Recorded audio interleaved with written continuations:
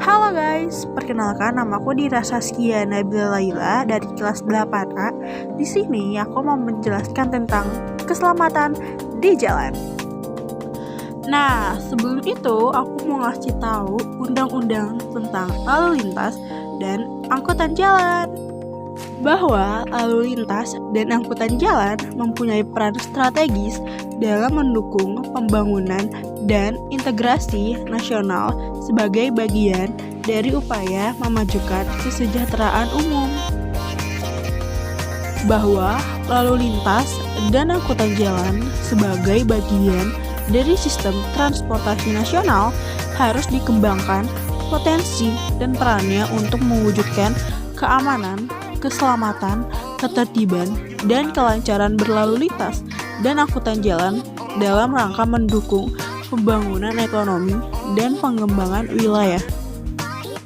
Bahwa perkembangan lingkungan strategis nasional dan internasional menuntut penyelenggaraan lalu lintas dan angkutan jalan yang sesuai dengan perkembangan ilmu pengetahuan dan teknologi otonomi daerah serta akuntabilitas penyelenggaraan negara. Bahwa Undang-Undang Nomor 14 Tahun 1992 tentang lalu lintas dan angkutan jalan sudah tidak sesuai lagi dengan kondisi perubahan lingkungan strategis dan kebutuhan penyelenggaraan lalu lintas dan angkutan jalan saat ini, sehingga perlu diganti dengan undang-undang yang baru. Bahwa berdasarkan pertimbangan sebagaimana dimaksud dalam huruf A, huruf B, huruf C, dan huruf D, perlu membentuk undang-undang tentang lalu lintas dan angkutan jalan. Yang tadi aku baca adalah pertimbangan yang menjadi latar belakang pengesahan Undang-Undang 22 tahun 2009 tentang lalu lintas dan angkutan umum. Dasar hukum Undang-Undang 22 tahun 2009 tentang lalu lintas dan angkutan jalan adalah pasal 5 ayat 1 serta pasal 20 ayat 1 dan ayat 2 Undang-Undang Dasar Negara Republik Indonesia tahun 1945. Jadi itu adalah undang-undang tentang lalu lintas dan angkutan jalan. Kalau gitu langsung aja ke video.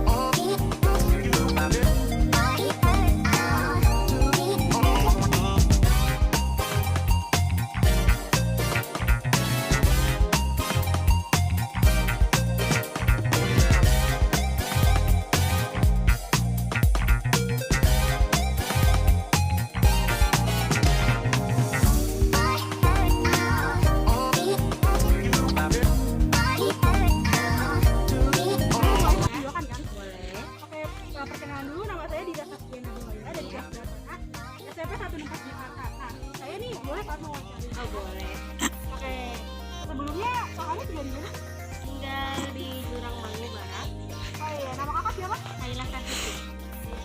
Saya boleh nanya kan? Boleh. Kakak bagaimana sih pendapat kakak tuh terkait anak sekolah SMP atau SD yang mengendarai motor?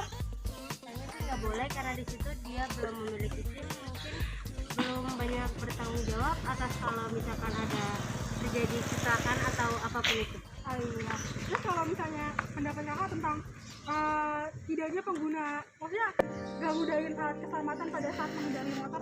Itu tanggung jawab sendiri-sendiri, dan itu tuh akan menyebabkan sangat fatal ya, apalagi kalau kecelakaannya itu kayak ketabrak truk atau misalkan menerobos lampu merah. Itu tuh bahaya banget untuk kesehatan dan keselamatan. Terus bagaimana sih juga pendapat kakak tentang polisi yang menilang pengendara motor yang tidak memiliki SIM atau STNK? Karena pengendara itu dan motor itu kan pasti punya SIM atau STNK, dan pasti itu harus karena ada kesesuaian umur, dan terutama kan umur 17 tahun ke atas, karena dia sudah memiliki SIM ya, dan SIM itu pasti perlu Kalau dibawa. benar atau salah ya kak? Iya baik. Tidak menggunakan helm saat berkendara motor? Salah. Tidak memiliki SIM saat berkendara motor? Salah. Pengendara dewasa berboncengan bertiga atau berempat? Salah. Lampu merah harus berhenti di belakang garis marka Iya, jalan? benar. Dahulukan penyeberang jalan? Iya. Belok kanan atau di kiri? Salah. Menggunakan helm? Iya benar. Pakai spion kanan saja? Salah. Harus memahami rambu lalu lintas? Iya benar. Membuat SIM saat sudah 17 tahun? Iya benar. Naik motor di jalan tol? Salah. Oke, terima kasih kak. Iya. Halo kak. Halo. Ini boleh saya videokan kan sebelumnya? Boleh. Oke, perkenalkan dulu, nama saya Dira Hasbiana Balaya.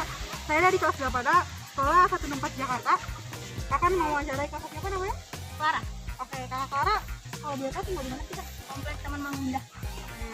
Kak, ini boleh dimulai kan pertanyaannya? Boleh. Bagaimana pendapat kakak nih terkait anak sekolah SMP atau SD yang mengendari motor? Pendapat aku sih itu hal yang nggak boleh ya, karena mereka belum punya SIM gitu. Oh iya. Terus kayak bagaimana sih pendapat kakak terkait penting atau tidaknya pengguna alat keselamatan saat mengendari motor seperti helm?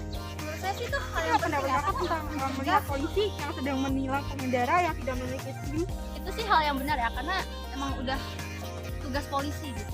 Oke, ini sekarang jawab cepat ya kak. Jadi kalau misalnya menurut kakak ini benar, jawab benar. Kalau misalnya salah, jawab salah. Oke. Tidak menggunakan helm saat berkendara motor? Salah. Tidak memiliki SIM saat berkendara motor? Salah. Pengendara dewasa berboncengan bertiga atau berempat? Salah. Lampu merah harus berhenti di belakang garis marka jalan? Benar. Dahulukan penyeberang jalan? Benar. Belok kanan atau kiriting kiri? Salah. Menggunakan helm? Benar. Pakai spion kanan saja? Salah. Harus memahami rambu lalu lintas? Benar. Membuat SIM saat usia sudah 17 tahun? Benar. Naik motor di jalan tol? Salah. Oke kak, terima kasih ya. Iya.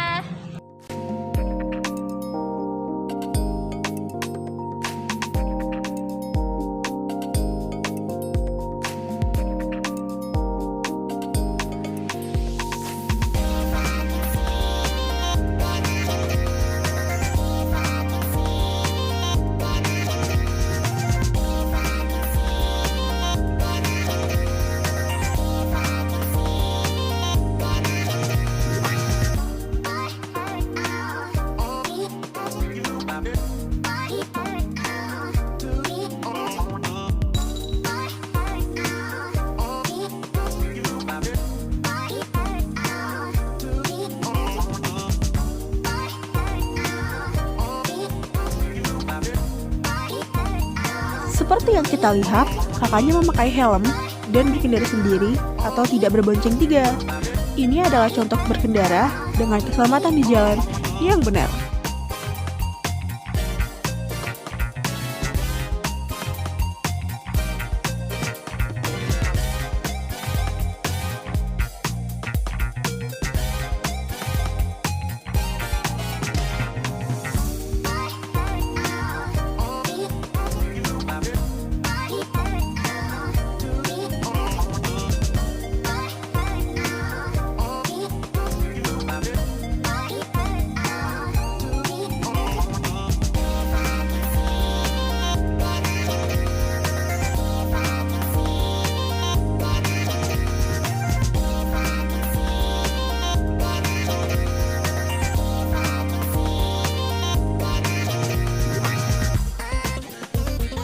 Nah, ini adalah contoh berkendara dengan keselamatan di jalan yang salah karena mereka tidak memakai helm, berbonceng tiga, dan belum mempunyai SIM.